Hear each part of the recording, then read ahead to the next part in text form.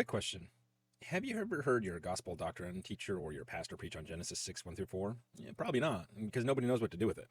Angels having kids with humans, giants walking the earth. This is all in the Bible, Genesis 6, and it's not a mistranslation. So listen to this. The sons of God saw that the daughters of humankind were attractive, and they took as their wives any they chose. The Nephilim were on the earth in those days. Those were the mighty men of old, men of renown. So sons of God, Nephilim, giants, what's happening here? And here's the wild part. Scholars have been fighting about this passage for over 2,000 years. And there's three completely different answers. Option one, they were angels, divine beings who came to earth, took human women as wives, and their offspring were giants called Nephilim. And I know it sounds insane, but this was the interpretation for the first 1,000 years or so of Christianity. The book of Enoch tells the whole story, the Dead Sea Scrolls confirm it, and even the New Testament alludes to it in 2 Peter and Jude. Option number two, no angels. These were just godly people from Seth's line marrying ungodly people from the Cain line. Spiritual compromise. That's what Augustine said in 400 AD. Option three, these were powerful kings abusing their authority, taking multiple wives, divine kingship gone wrong. So three views, all held by very serious scholars. But in 2010, something changed. A scholar discovered that ancient Mesopotamia had these beings called Apkallu, semi-divine sages from before the flood. They taught humanity civilization, and their offsprings were part divine, part human, and they were giants. The parallels, they're exact, and there's 7 specific connections between Mesopotamian Apkallu traditions and Genesis 6. But here's the twist.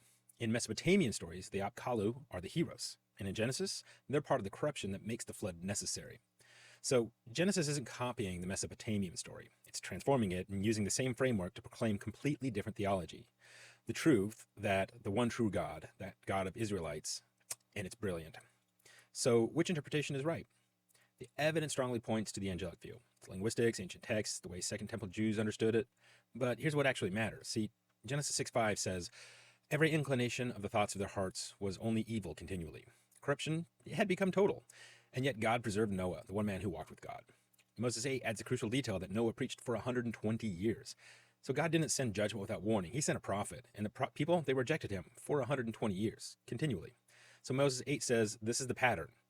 As it was in the days of Noah, so shall it be. So the real question isn't, were the sons of God angels? The real question is, when God sends warning through his prophets, do we choose to listen? Because that pattern hasn't stopped. Anyway, the full deep dive video is linked below. We'll go through all the evidence, the book of Enoch, the Mesopotamian text, the Hebrew, Moses 8, everything.